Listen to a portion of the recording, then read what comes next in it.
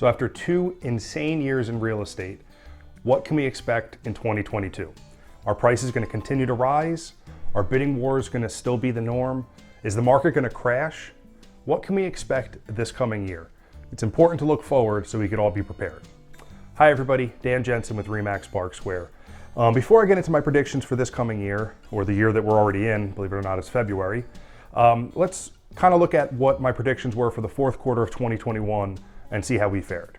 So essentially my prediction, and I have been calling for this since like mid last year, that the market was going to start to cool down and sellers weren't going to have as much power as they did in 2020 and the beginning of 2021. There was some truth to that, but the market was still very volatile. So number one, I was expecting an increase in inventory. We didn't see that. I was expecting a decrease in list price to sales price ratios, which we saw. An increase in the average days on market. So how long did it take to sell a home? That did go up a little bit. An overall plateau in pricing, we didn't quite see that, but the rate of increase did slow. So bidding wars were still happening, but instead of seeing, 20, 30, 40 offers on a home, we were seeing 5, 6, maybe 10 or 12 offers.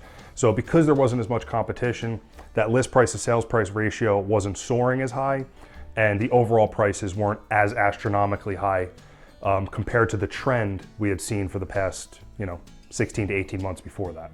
So the market cooled a little bit, but it's still extremely competitive for buyers, and sellers can still make a ton of money. So where does that leave us in 2022? Well, we're essentially going to see a lot of the same. While prices are expected to continue to rise, they will not rise at the same rate we've seen thus far during the pandemic. So we're expecting about a 5% increase in pricing, where some areas saw a 25 to 30% increase over the past 2 years. So that's a much more tolerable and healthy rate of increase for us to expect. We're also expecting, despite the lack of inventory, an increase in total sales volume and sales units by about 7%.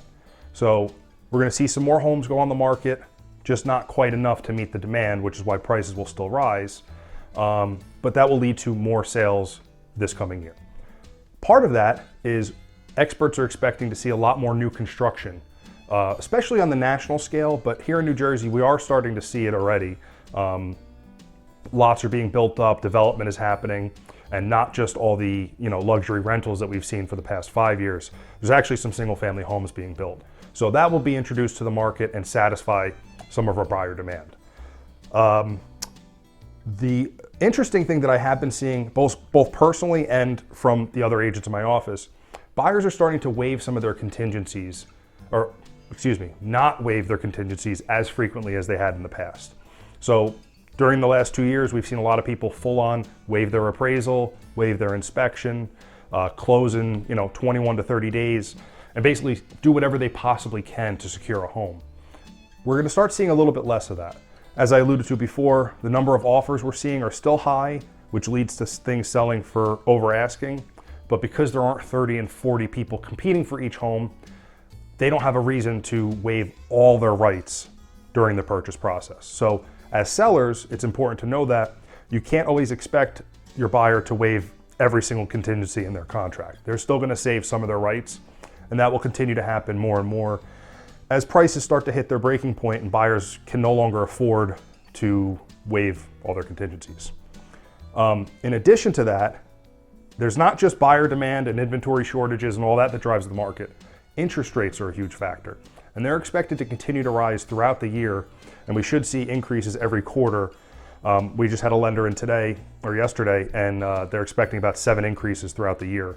So that's going to start pricing out some of the buyers on the lower end of the spectrum and also decrease the buying power for all buyers, which will then lead to a little bit of a decrease in pricing, which is why only about a 5% increase is expected this year.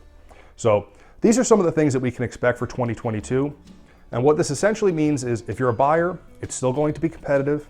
It's still going to take a lot of effort and time and money to secure a home, but it's not going to be as insane as it was. And for sellers, you still have time to capitalize on a great sales price for your home and get a return on your equity, but don't expect someone to come in with all cash in every instance and pay, 10 to 15% over asking, waive all their contingencies, and just, buy a house. there's going to be more, business as it used to be with inspections, appraisals, and things of that nature. So 2022, we could expect another crazy real estate year, but not as insane as it was. People should be becoming a little bit more level-headed, and I think that will make for a much, much healthier market this year.